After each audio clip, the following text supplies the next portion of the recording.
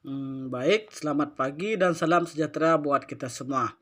Sini saya akan menjawab atau membaca hasil dari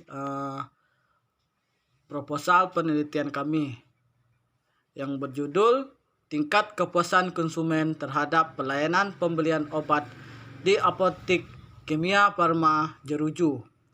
Pertama-tama, saya akan perkenalkan anggota dari kelompok kami. Yang pertama, Angga Yoga, NIM 1910416905. Terus yang kedua, Octavianus 1910416906. Terus Zakaria Agus 1910416900.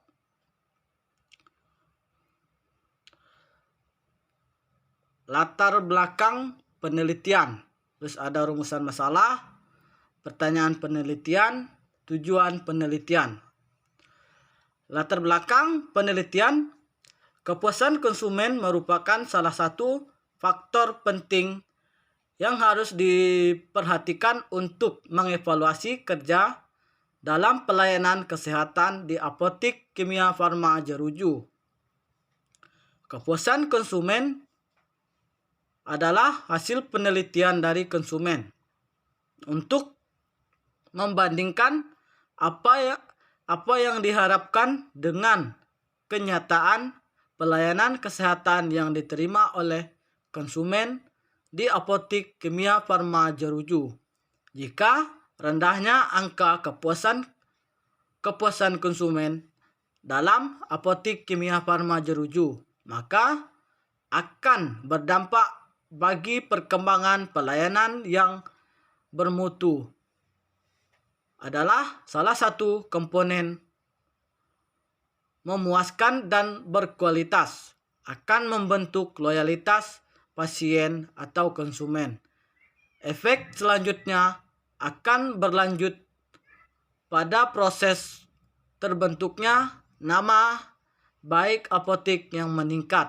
Hal ini dikarenakan kondisi persaingan yang sangat ketat, maka setiap apotik akan berusaha untuk menempatkan dirinya sebaik mungkin di mata konsumen atau pelanggan agar dapat dipercaya untuk memenuhi kebutuhannya dalam bidang kesehatan. Oleh karena itu, diperlukan pengukuran terhadap tingkat kepuasan berdasarkan guna mengetahui kualitas pelayanan di Apotik Kimia Farma Jeruju.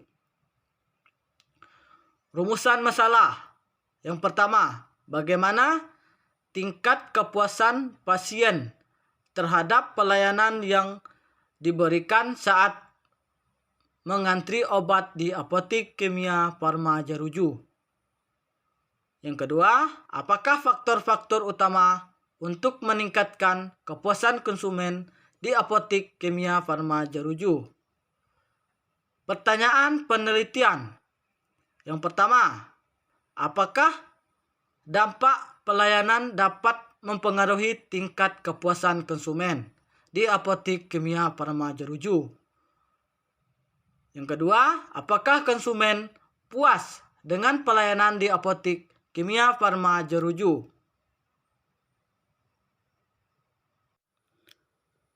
Tujuan penelitian untuk mengetahui tanggapan konsumen terhadap pelayanan dan tingkat kepuasan konsumen di Apotik Kimia Farma Jeruju. Terus yang kedua, untuk memudahkan Apotik Kimia Farma dalam meningkatkan kualitas pelayanan yang diberikan untuk konsumen. Untuk mengetahui faktor apa yang memberikan pengaruh terhadap kepuasan konsumen di Apotik Kimia Farma Jeruju.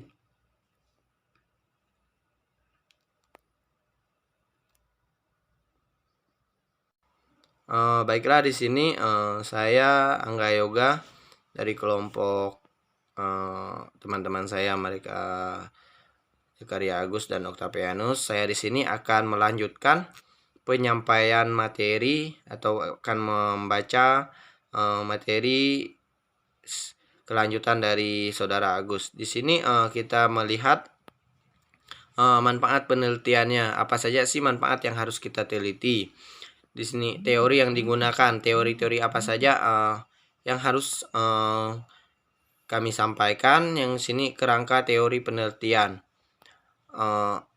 Di sini kita menggunakan kerangka teori seperti apa dan bagaimana agar penelitian yang dapat kita sampaikan itu bisa berjalan dengan baik. Di sini karakteristik penelitian, kita harus bisa melihat atau membaca karakteristik seseorang ataupun apapun yang akan kita teliti. Di sini manfaat peneliti ini yang pertama itu bagi peneliti. Tugas ini dapat digunakan sebagai saran belajar dalam proses pembuatan skripsi dan untuk mengukur kemampuan serta wawasan yang ada pada diri kami atau peneliti. Di sini tugas peneliti ini untuk kita sendiri, bagaimana kita melihat atau mengukur suatu kemampuan kita untuk melakukan suatu penelitian yang akan kita teliti nantinya.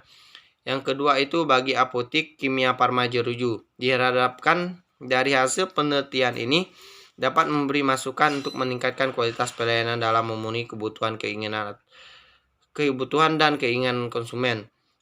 Untuk kedepannya peneliti mengharapkan dapat pelayanan yang diadakan di apotik kimia farma ini semoga kedepannya dapat berkembang dalam pelayanan, dalam proses untuk kualitas pelayanannya itu semoga kedepannya semakin meningkat dengan lebih baik. Terus teori yang digunakan di sini teori penelitian kuantitatif dengan metode pengumpulan data. Jadi kami di sini menggunakan metode penelitian kuantitatif dengan metode pengumpulan data. Pengumpulan data primer ada penelitian ini ada menggunakan metode survei dengan memakai kuesioner.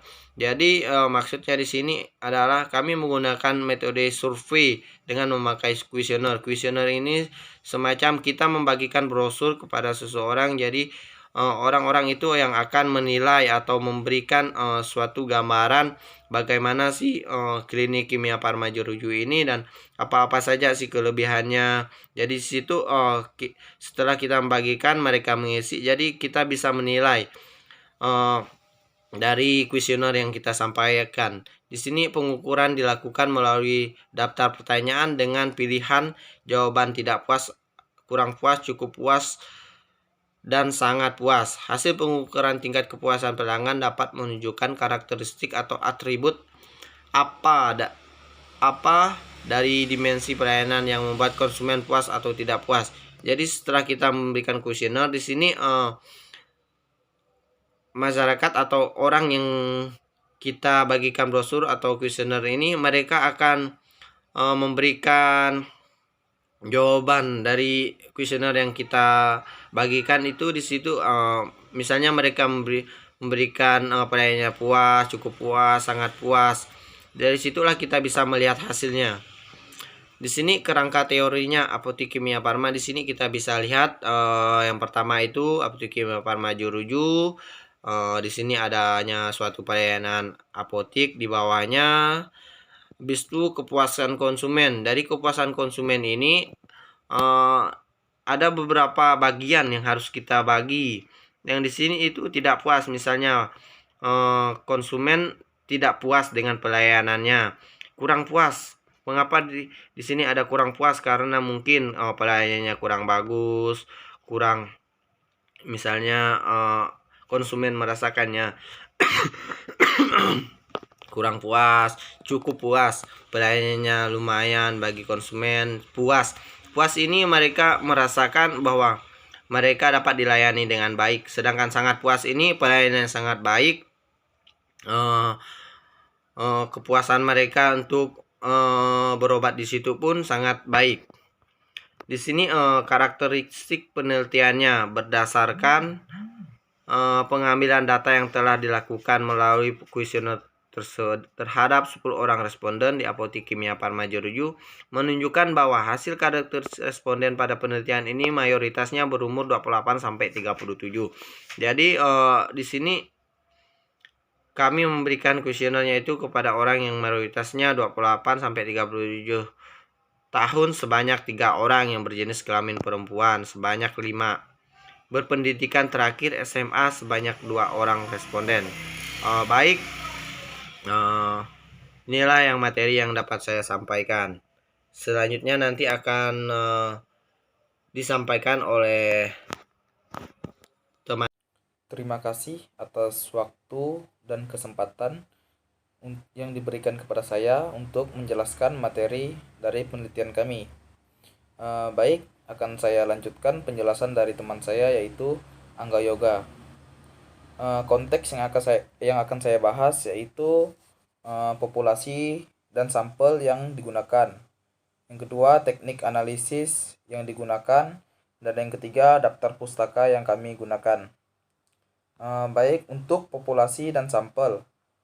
Sebelumnya saya akan menjelaskan pengertian apa itu populasi dan sampel terlebih dahulu. Metode serta tahapan dalam suatu penelitian menjadi hal yang sangat penting untuk dipahami oleh peneliti dalam menulis karya ilmiahnya. Hal ini mengingatkan bahwa penulisan yang sistematik merupakan salah satu ciri khas dalam penulisan karya ilmiah. Tidak heran jika kemudian peneliti dalam melakukan penulisan karya ilmiah dituntut untuk memiliki kecermatan dan ketelitian yang cukup. Metode dalam penelitian pun beragam tergantung dari penelitian yang dipilih. Jenis penelitian yang cukup memerlukan kecermatan lebih bagi peneliti dikenal dengan penelitian kuantitatif. Kecermatan dan ketelitian diperlukan terlebih dahulu dalam penelitian ini mengingat bahwa data yang nantinya harus diolah berupa angka. Penelitian jenis ini juga meneliti beratkan pada penggunaan perhitungan matematis dalam menjawab masalah sebagai hasil penelitiannya. Dalam penelitian jenis kuantitatif dikenal dengan adanya istilah populasi dan sampel. Penelitian kuantitatif jenis penelitian lain yang bersifat lebih deskriptif, tidak cukup familiar dengan penggunaan istilah populasi dan sampel dalam menyebut subjek penelitiannya. Istilah yang biasa digunakan dalam penelitian kuantitatif adalah situasi sosial dan sumber data yang merujuk pada hal-hal yang terkait dengan perolehan data bagi penelitian. Populasi dan sampel dalam penelitian kuantitatif merupakan dua hal yang menjadi penentu dalam sebuah penelitian, karena keduanya dapat memberikan jawaban dari hasil penelitian yang akan dilakukan. Secara sederhana, populasi dapat diartikan sebagai subjek pada wilayah serta waktu tertentu yang akan diamati atau diteliti oleh peneliti. Menurut Sugiono pada tahun 2005, mengartikan populasi sebagai wilayah generalisasi yang terdiri atas objek atau subjek yang mempunyai kualitas dan karakteristik tertentu yang ditetapkan oleh peneliti untuk dipelajari dan kemudian ditarik kesimpulannya. Dalam penelitian kami, populasi yang kami ambil dari penelitian ini yaitu masyarakat atau konsumen yang pernah berbelanja di Apotik Kimia Parma Jeruju. Baik, sedangkan untuk pengertian sampel, menurut Sugiono pada tahun 2016, menyebut sampel sebagai bagian dari jumlah dan karakteristik yang dimiliki oleh suatu populasi. Pengukuran sampel dilakukan melalui statistik atau berdasarkan pada estimasi penelitian, guna menentukan besarnya sampel yang diambil dalam melaksanakan penelitian suatu objek. Pengambilan besar sampel ini harus dilakukan sedemikian, sehingga diperlukan sampel yang dapat menggambarkan keadaan populasi yang sebenarnya. Sementara teknik pengambilan sampel atau teknik sampling disebut oleh Supriyadi pada tahun 1993 sebagai suatu cara atau teknik yang digunakan dalam menentukan sampel penelitian. Menurut Margono pada tahun 2004, menambahkan penentuan sampel ini harus disesuaikan dengan ukuran sampel yang akan dijadikan sumber data sebenarnya dengan memperhatikan sifat dan penyebaran populasi agar sampel yang diperoleh dapat mewakili populasi atau bersifat representatif. Penggunaan sampel yang diperlukan dalam penelitian kuantitatif karena akan sangat menghabiskan waktu yang banyak, tenaga, dan biaya apabila penelitian harus meneliti seluruh individu dalam suatu populasi. Sampel untuk penelitian kami ini yaitu kami ambil 10 orang responden saja yang sering berbelanja di apotek kimia Parma Jeruju. Yang minimal sudah melakukan 2 kali berbelanja di apotek kimia Parma Jeruju, dan lebih dari itu juga bisa dilakukan untuk sampel kami. Karena yang sering berbelanja di apotek kimia Parma Jeruju telah mengetahui kelebihan dan kekurangan dari apotek kimia Parma Jeruju ini. Baik, saya lanjut untuk slide berikutnya, yaitu tentang teknik analisis. Jenis penelitian yang kami ambil yaitu penelitian deskriptif dengan pendekatan kuantitatif. Teknik pengumpulan data yaitu menggunakan kuesioner dan observasi. Teknik analisis ini memiliki keuntungan dan kelemahan. Yang pertama yaitu keuntungannya, yaitu metode deskriptif lebih banyak disukai berbagai bidang penyelidikan. Hasil-hasil penelitian yang diperoleh melalui percobaan di laboratorium tetap menggunakan metode ini untuk mengecek dan membuktikan tingkat reliabilitasnya. Penelitian ini sangat logis dalam menyebarluaskan informasi. Akhirnya, metode deskriptif sangat cocok untuk penelitian yang menyediakan standar ukuran normatif berdasarkan hal-hal yang umum. Baik, untuk kelemahannya itu penelitian deskriptif terjadi karena ada 2 aspek, yaitu yang pertama kesalahan memilih metode, dan kedua kesalahan metode yang timbul karena salah menggunakannya. Salah satu kesalahan yang sering kita lakukan dalam menggunakan metode deskriptif adalah adanya kecenderungan untuk menyalahgunakan dalam pemakaiannya, dan adanya kecenderungan bahwa dengan memilih metode ini dapat menghindari penggunaan statistik. Bila hal ini terjadi, maka penelitian kita tidak dapat diklarifikasikan sebagai suatu penelitian, akan tetapi hanya merupakan kegiatan pengumpulan informasi saja. Selanjut untuk slide berikutnya yaitu slide daftar pustaka. Slide daftar pustaka yang kami ambil yaitu dari sekian banyak orang, yaitu dari berikut saya tampilkan daftar pustakanya. Ini adalah daftar pustaka yang kami ambil untuk penelitian kami.